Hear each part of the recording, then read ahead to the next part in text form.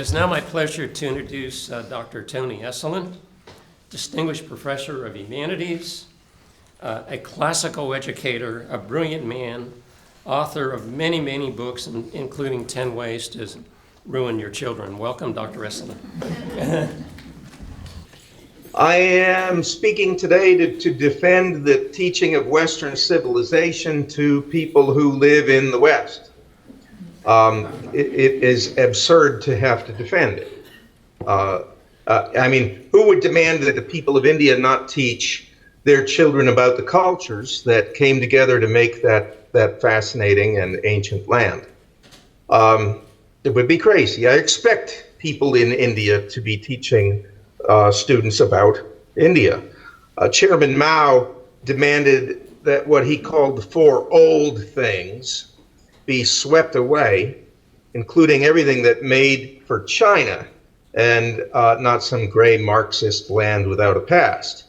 That's what he did. But surely we don't take our educational philosophy from Chairman Mao, a man responsible for the death of tens of millions of his own people.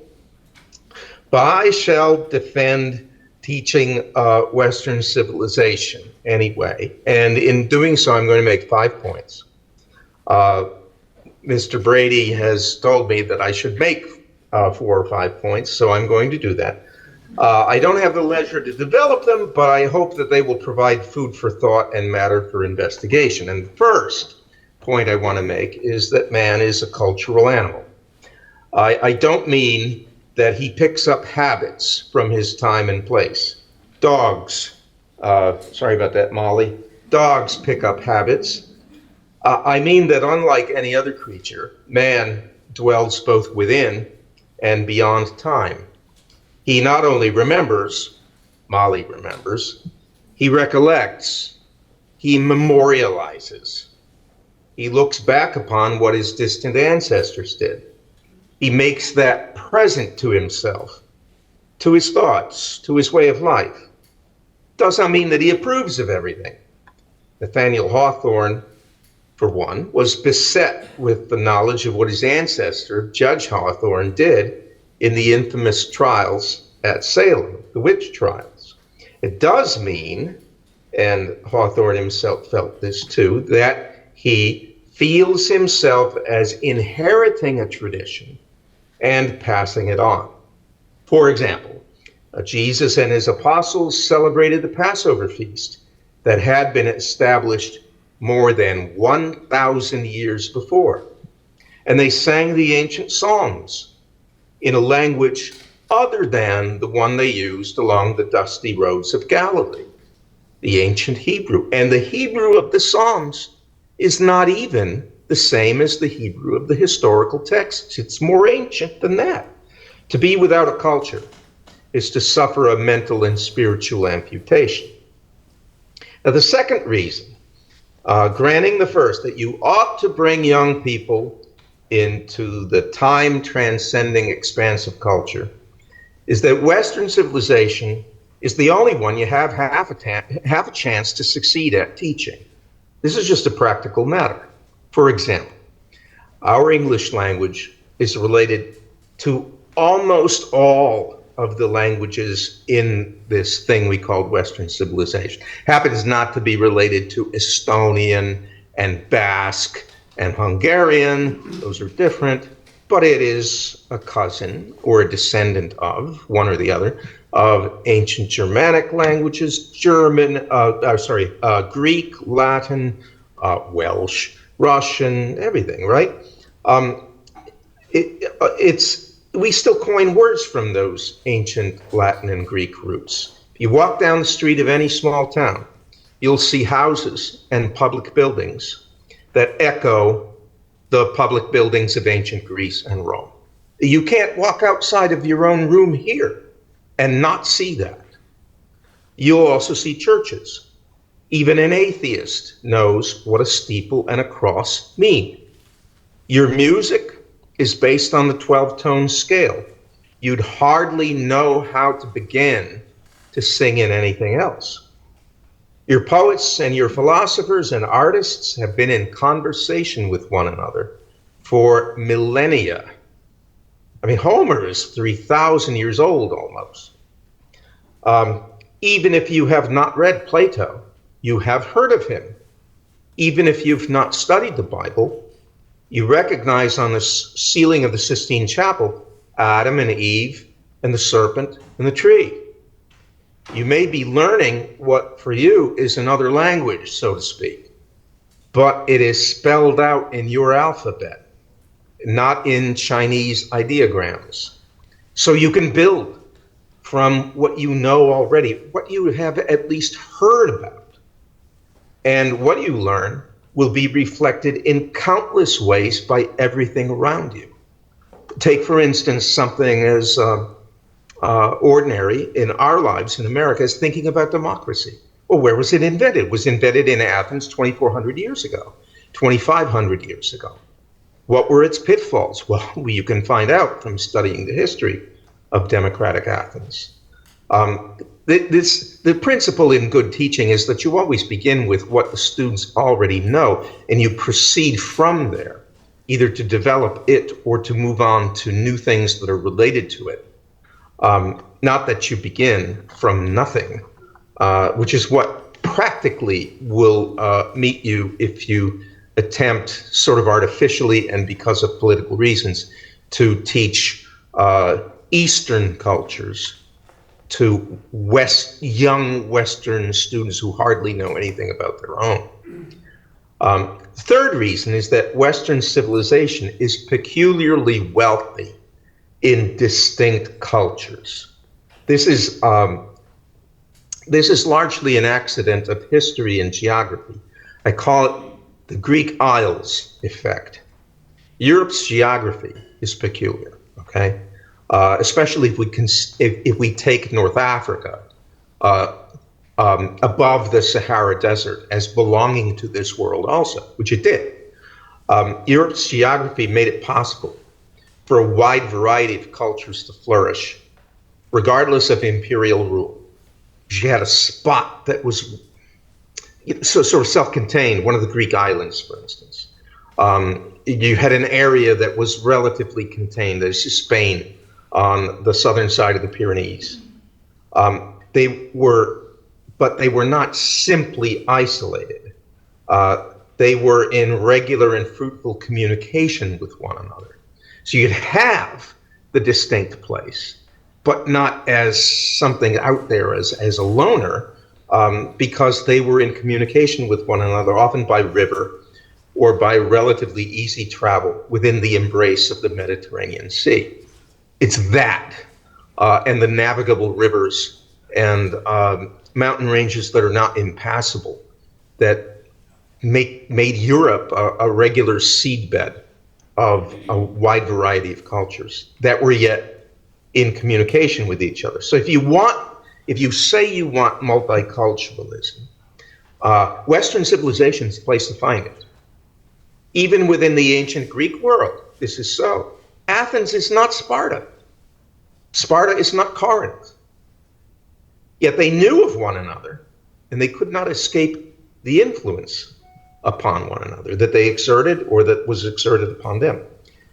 Another example, Dante in Italy at his time is writing the greatest poem, I believe the greatest poem in the history of the world. He's writing it in Italian with constant reference to the Latin of Virgil and others, and to the thoughts of Plato and Aristotle in Greece, and to the theology of Thomas Aquinas, who himself was a Southern Italian who studied in Germany, in Cologne, under Albert the Great, and taught in France. Some decades after Dante, in England, an anonymous genius who has read Dante and Virgil and Scripture is writing magnificent poetry in a meter that is peculiar to the German languages. He's the so-called Gawain poet. And his rollicking alliterative lines, the last glorious outburst of a Germanic tradition, last glorious outburst in England of a Germanic tradition that is more than 1,000 years old, would have struck Dante as barbarous, yet they had far more in common than they themselves could have begun to enumerate. Spain, Portugal, Russia, Poland, Sweden, and so on, land after land, language after language, one people after another.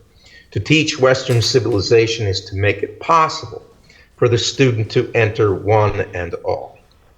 Fourth reason, right, is that Western civilization is itself a grand thing. And its grandeur, its power of knowledge, its wealth of beauty have all drawn men toward it from all over the world, far more than the force of arms has spread it. Why is Bach so popular in China? Well, I mean, where are you more likely right now to have a young person learning how to play Bach on violin or organ than in places like China and Japan? They are beloved there. Why, now that the British have left, why is Shakespeare still so admired in India and in Indian universities? Who studies Western mathematics more assiduously than do the Japanese? I had, for instance, a Japanese professor who taught complex analysis. He's one of the great writers on the number pi.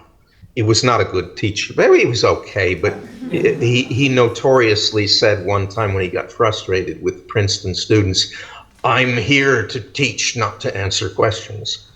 I don't know. Something might have been lost in the translation there. I am appalled by homogenization. I don't like it. But still, the clarity and the precision of Greek thought is powerfully appealing to the mind. Portraits by Titian and his followers, painting in oils, are not like anything else that mankind had ever done. Where on earth could you get Beethoven, if not from Europe in the time of Napoleon? It was Western man who turned the vast plains of America into the richest farmland in the world. And I know, of course, I freely admit that this occurred with a lot of offenses against the people who had lived there before, but so it did happen. An acre could bring forth 100 times more food than it had done before. It was Western man with his science who, and often the physicians who did this, risked their lives, okay, even gave their lives, as students of Louis Pasteur gave their lives in going to study and to treat an epidemic in Egypt in the 19th century. It's Western men who turned the deadliest diseases into no more than a sniffle and a cough. Literally and figuratively, all the bridges between East and West, between North and South, were built by this restless civilization. Whatever else you may say about it, you have to say that it was active. And fifth and most important, and this reflects what Mr. Luddy has just said, and what Winston Brady has begun by saying. There is no culture without a shared approach to the divine. I don't mean that as an argument, I mean it as a bald statement of fact. There is no culture without a shared approach to the divine. It's an impossibility. Men are not united by their desires, certainly not united by the machinery of laws and elections.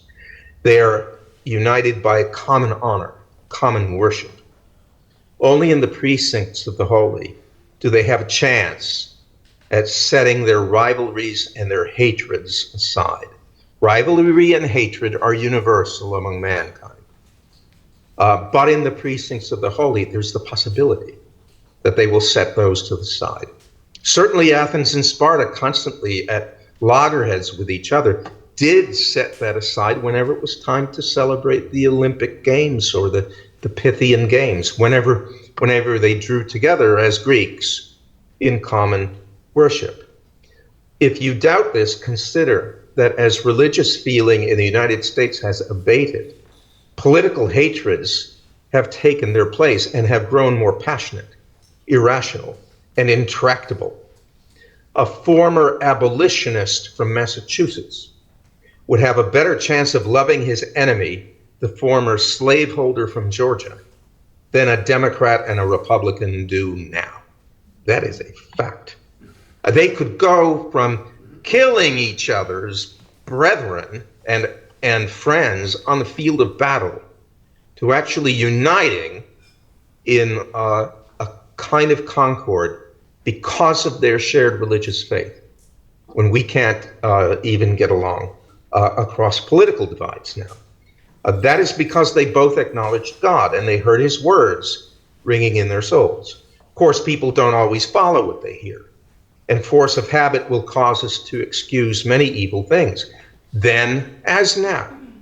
But when Lincoln cited scripture in his second inaugural address, he appealed to the souls of all Americans.